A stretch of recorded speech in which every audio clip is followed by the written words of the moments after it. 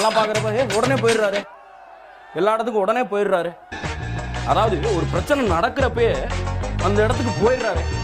அப்ப இவரே இருந்துடலாமே அப்படிலாம் போறதை விட்டுக்கிட்டு இந்த வேலை உங்களுக்கு வேண்டாம்னு நம்ம சொன்னா கேட்கறதில்ல. நான் வருவேன். ஒரு வெற்றிடம் இருக்குது, சுடுகாட்டில் கூட நிறைய வெற்றிடம் இருக்குது. வெற்றிடம் இருக்குது, என்னத்த வெற்றிடம் இருக்குது?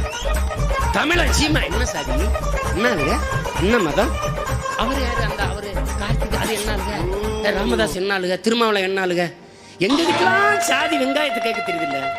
இதே இந்த கருணாநிதி, ஜெயலலிதா, எம்ஜிஆர் சாணி அடிப்பாங்க போயிட்டு.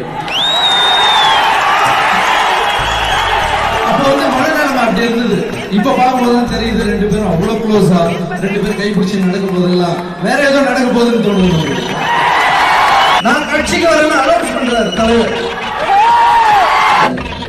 நான் வரனாலே ஒரு ஹாஃப் அன் அவர் விசில் அடிப்பாங்க, நல்லா தெரியும்.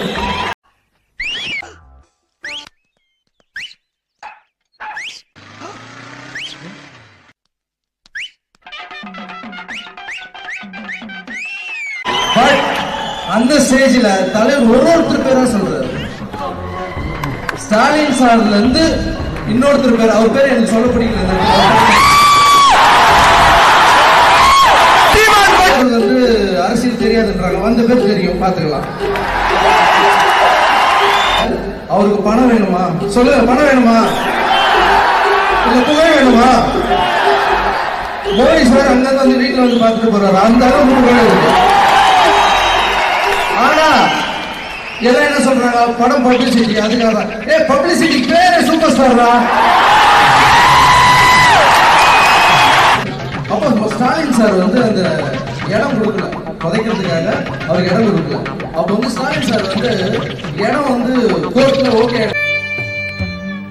ஒய் பிளாக் ஷாம் பிளாக் இடம் கிடைச்சிச்சு. அப்போ வந்து ஸ்டாலின் சார் அழுகிறாரு. அந்த அழும்போது நம்மளுக்கு எல்லாம் ஃபீலிங் ஆயிடுச்சு, ஐயோ பாவம் அழுகிறாரு. ஸ்டாலின் சார் நல்லா உழைப்பாருங்க, அவர் ஒரு முறை முதல்வரானா நல்லா இருக்குங்க அப்படின்னு நான் நினைச்சேன். இது வந்து ஒரு சூப்பர் ஸ்டாருடைய ரசிகன் இப்படிதான் நினைப்பான், எல்லாரையும் வளர்க்குவோம். பரவாயில்லையே, உடனே போய் பண்ணிடுறாரு, பரவாயில்லையே. ஸோ இவங்க ஆனா அரசியலை வந்து நாகரிகமே இல்லாம ஒரு சிலர் பேசிட்டு இருக்காங்க. அப்ப எனக்கு அச்சமே கிடையாது.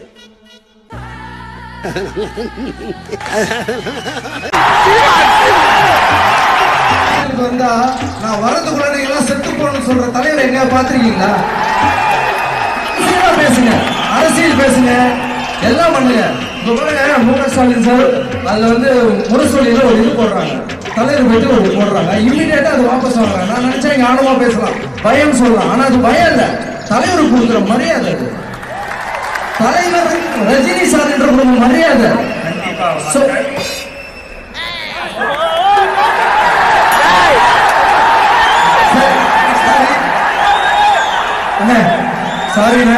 பேசணுன்றது ரொம்ப முக்கியங்க. இப்போ அவன் பேசுறான் பாருங்க, ஒருத்தர் அவர் விரும்பல, பல நாள் பகை அண்ணே போட்டு அவர் பேசுறாரு. நான் ஜெயிச்சு வர்றதுக்குள்ள நீங்க எல்லாரும் செத்து போயிருங்கன்ற. எப்படியா செத்து போறது? இதெல்லாம் ஒரு தலைவர் பேசுற பேச்சா? நீங்க சொல்லுங்க. இது வந்து நாட்டுக்கே ரொம்ப கேடா இருக்கு. ஆமாப்பா, செத்து போயிருக்காரு, அவங்களுக்கு இடம் கொடுக்கல, அதை பார்த்தோன்னே ஐயோ பாவமா இருக்காரு, அழுகிறாரு, ஒரு 5 வருஷம் தமிழ்நாட்டை ஆண்டுட்டு போனா என்ன, ஒரு முதலமைச்சர் ஆகலாமே அப்படின்னு தோணுச்சு. இல்லை தோணுச்சு சொல்றேன். சரி சரி சரி. அப்புறம் இப்போ இருக்கிற நிலைமை எல்லாம் பார்க்குறப்ப உடனே போயிடுறாரு, எல்லா இடத்துக்கும் உடனே போயிடுறாரு. அதாவது ஒரு பிரச்சனை நடக்கிறப்பே அந்த இடத்துக்கு போயிடுறாரு. அப்ப இவரே இருந்துடலாமே அப்படிலாம் தோணுச்சு எனக்கு. அப்படியானே? சரி, அப்ப இவரை பார்த்தேன், உட்காந்துருக்காருல தலைவர். இவர் என்னத்துக்கு வரணும் இப்ப? இல்ல பொதுவா சொல்றேன், என்னத்துக்கு வரணும்னு எனக்கும் தோணுச்சு. ஆனா அது அண்ணன் கேட்க போதும், அண்ணனே போட்டு உங்களுக்கு நீங்க இருக்கு அப்படியே முடிச்சுட்டு தலைவர். சரி ரைட். தலைவருக்கு பப்ளிசிட்டி தேவையா? இல்லன்னு சொல்லுங்க. இல்ல. புகழ் தேவையா? இல்ல. இல்ல. பணம் தேவையா? இல்ல. இல்ல. ஏன்னா கோடிஜியே வந்து வீட்டுல பாத்துட்டு போற அளவுல தான் அவர் இருக்காரு.